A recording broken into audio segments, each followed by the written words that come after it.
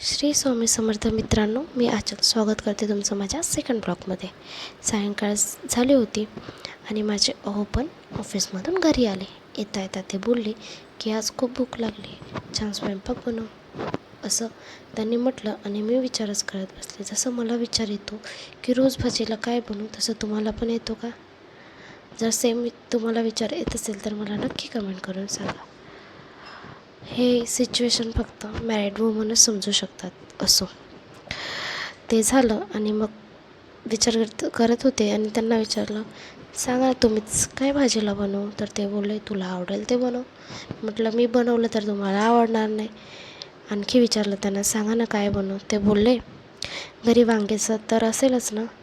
म्हटलं हां, मग स्पायसी भरले वांगे बनव। मी पण जोशमध्ये बनवून टाकलं, जो हुकुम मेरे आका, आणि लागले कामाला।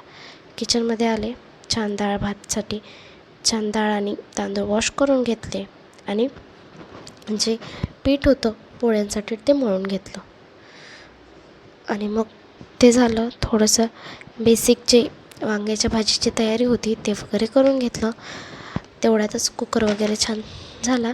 त्यानंतर डाळ आहे त्याला मी मस्त तडका वगैरे लावून घेतला आणि जे मी डाळ झाली होती, मग त्यानंतर भाजी वगैरे बनवून घेतली आणि त्यानंतर पोळ्या बनवून घेतल्या। तेवढ्यातच माझ्या बेसिनमधल्या भांड्यांकडे लक्ष गेलं, जसं की ते मला म्हणत आहे, जसं तू तुझ्या अहोचा हुकूम पूर्ण केला, आमचं काय?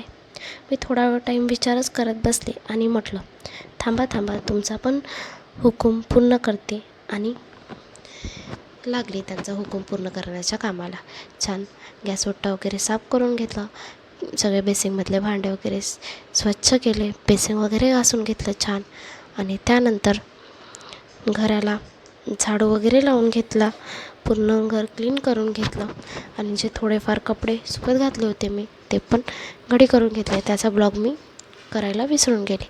ते सर्व झालं, यांना वगैरे उठवलं आणि त्यानंतर मी आंघोळीला गेले, आंघोळ वगैरे केली आणि बाहेर आले।